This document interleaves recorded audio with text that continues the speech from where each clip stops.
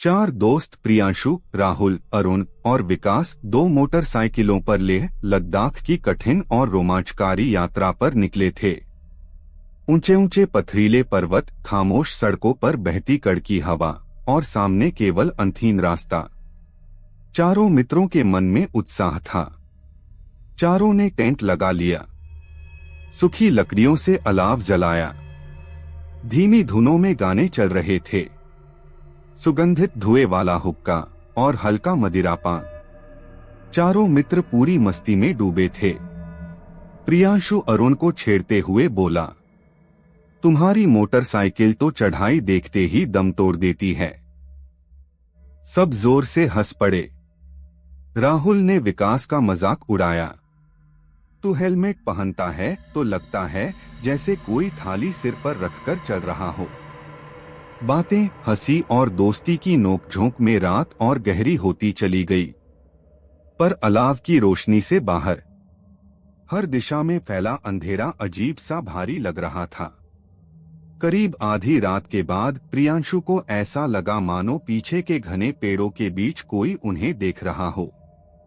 पहले उसने सोचा कि यह थकान का भ्रम होगा, पर तभी राहुल बोला, तुम लोगों ने अभी कोई कदमों की आवाज सुनी, जैसे कोई पत्तों पर चल रहा हो। अरुण ने कहा, इस जगह तो इस समय इंसान का होना असंभव है। यहां तो परिंदे भी नहीं दिख रहे। चारों के चेहरे पर धीरे धीरे चिंता उतरने लगी। अचानक ठक ठक ठक, टेंट और अलाव के आसपास छोटे छोटे पत्थर गिरने लगे, जैसे कोई जानबूझकर पत्थर उछाल रहा हो। विकास घबराकर बोला, शायद यह पर्वत से टूटकर गिर रहे हों। लेकिन पत्थर गिरने की आवाज एक नियत लय में थी, एक ही दिशा से, मानो कोई अंधेरे से खेल रहा हो। राहुल और प्रियांशु हाथ में टॉर्च लेकर बाहर निकले। रोशनी चारों ओर घुमाई, पर वहां एक पत्ता भी नहीं हिल रहा था।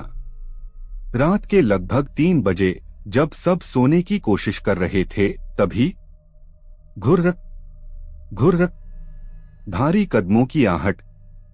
कदमों की चाल किसी मनुष्य जैसी नहीं थी, जैसे कोई बड़ा भयानक जीव टेंट के चारों ओर चक्कर लगा रहा हो। फिर टेंट की पतली दीवार पर किसी की उंगलियों की खरोंच, लंबी, तीखी, डर पैदा कर देने वाली खरोंच। सबके शरीर में सिहरन दौड़ गई। प्रियांशु फुसफुसाया, यह कदम, ये आवाज इंसान की नहीं लग रही। राहुल ने हिम्मत करते हुए टॉर्च की रोशनी टेंट की दीवार पर डाली। रोशनी पड़ते ही बाहर एक लंबी काली परछाई दिखाई दी। उस परछाई का कोई मुख नहीं था, ना आंखें, ना नाक, ना मुंह, सिर्फ एक काला भयानक शरीर, जो झुककर टेंट के पास मिट्टी सूंघ रहा था, जैसे कुछ खोज रहा हो। चारों की सांसें रुकने लगीं। तभी वह आकृति बिल्कुल पास आकर एक अजीब टूटी हुई आवाज में बोली, ये मेरी जमीन है। उसकी आवाज में मौत की सी ठंडक थी। चारों ने डर के मारे एक साथ चिल्लाकर टेंट से बाहर छलांग लगाई और मोटरसाइकिलों की ओर भागे। अरुण बार बार मोटरसाइकिल चालू करने की कोशिश कर रहा था, पर इंजन बार बार बंद हो रहा था। पीछे से वही भयानक आवाज फिर सुनाई दी, ये मेरी जमीन है।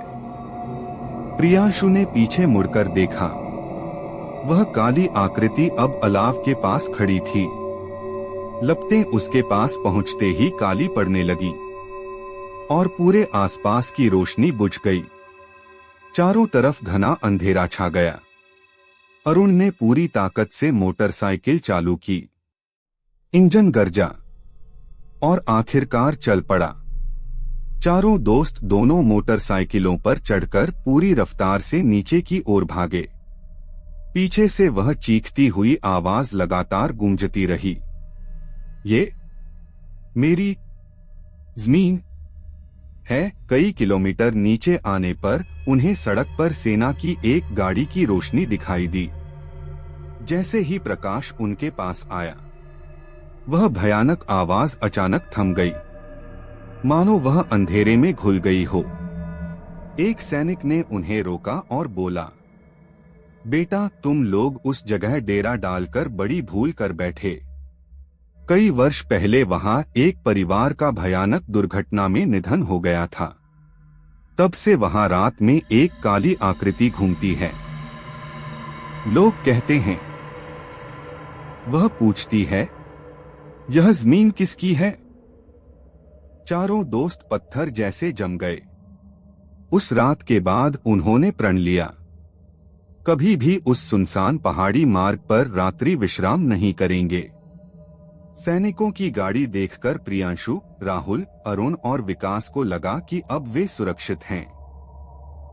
परंतु उनके मन में वह काली, बिना चेहरे वाली आकृति बार बार उभर रही थी। उसकी धीमी, टूटी हुई आवाज, ये मेरी जमीन है।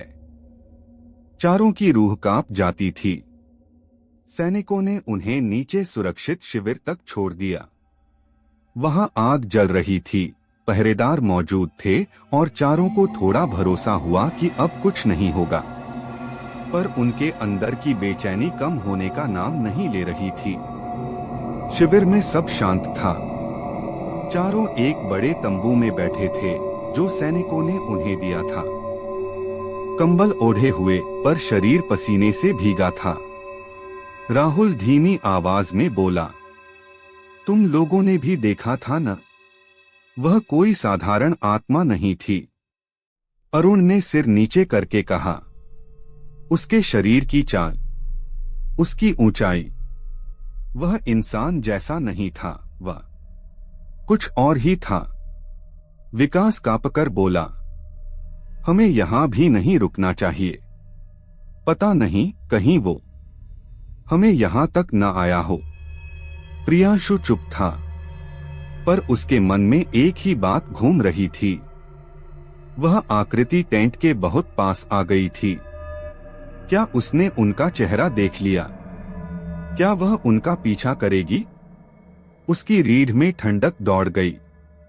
तंबू के बाहर रात का पहरा चल रहा था।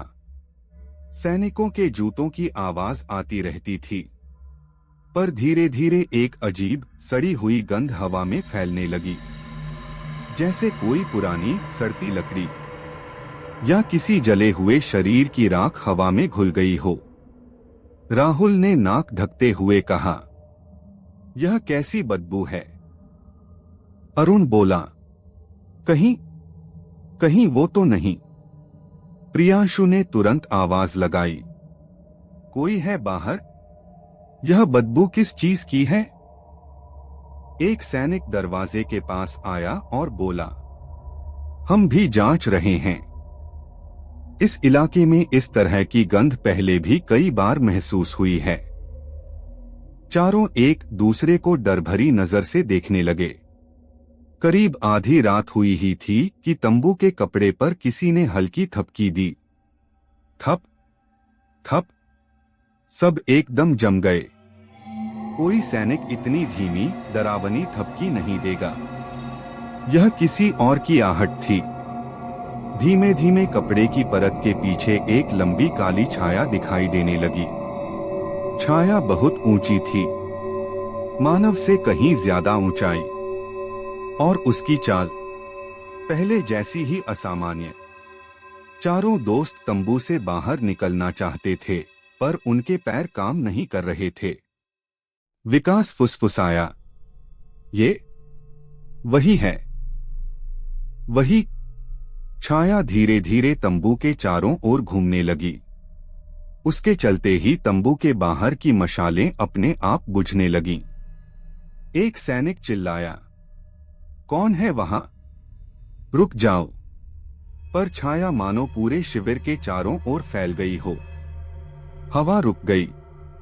आसमान में बादल काले हो गए। और फिर वही आवाज जो उनकी रूह तक उतर गई थी, मैं तुम्हें ढूंढ रहा था। चारों की आंखें फैल गईं। ये आवाज तंबू के अंदर गूंजी थी। मतलब वह छाया अब उनके बहुत पास थी। सैनिक भी डर गए थे। उन्होंने चारों से कहा, तुम्हें तुरंत यहां से कई किलोमीटर दूर नीचे घाटी की ओर ले जाना होगा। ये जो भी है, ये इंसानी नहीं है। चारों मित्र तेजी से मोटरसाइकिलों पर बैठ गए। डर की वजह से हाथ कांप रहे थे। शिविर के सैनिक उन्हें सुरक्षा में नीचे लेकर चलने लगे। रास्ता कच्चा था। अंधेरा बहुत घना। हवा में वही बदबू अब और तेज हो चुकी थी। चलते चलते विकास ने डरते हुए पीछे मुड़कर देखा और उसकी चीख निकल गई। ऊपर पहाड़ी पर जहां शिविर था, एक विशाल काली आकृति खड़ी थी, पहाड़ की ऊंचाई के बराबर। उसकी आंखें नहीं थीं, फिर भी ऐसा लगता था कि वह चारों को घूर रही है।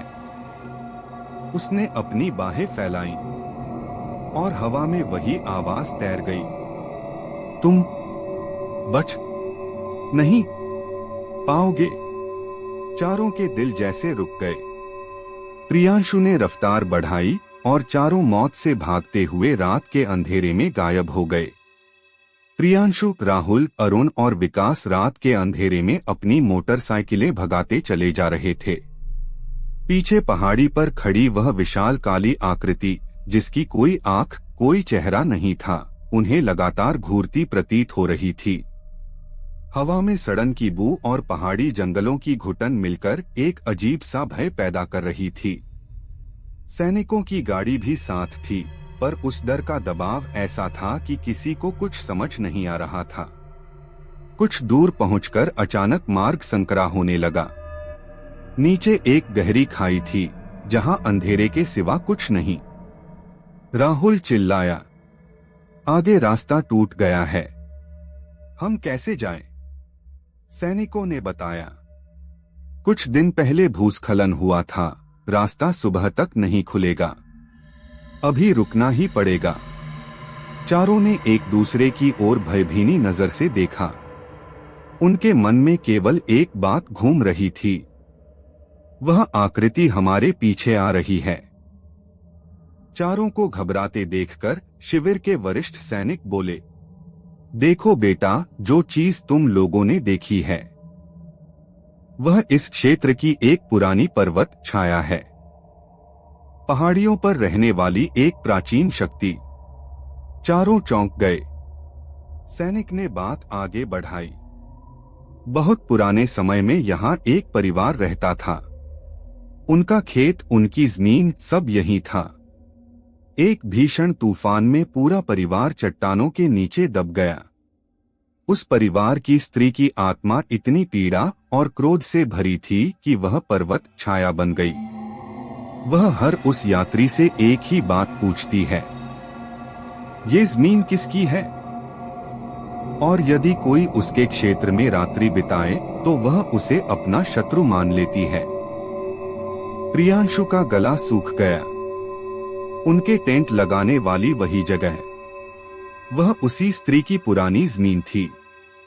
बात पूरी ही हुई थी कि तेज हवा चलने लगी। पहाड़ी के पेड़ चीखते हुए झूमने लगे, मशालें बुझने लगीं और फिर धड़ाम, एक विशाल पत्थर सड़क पर आ गिरा।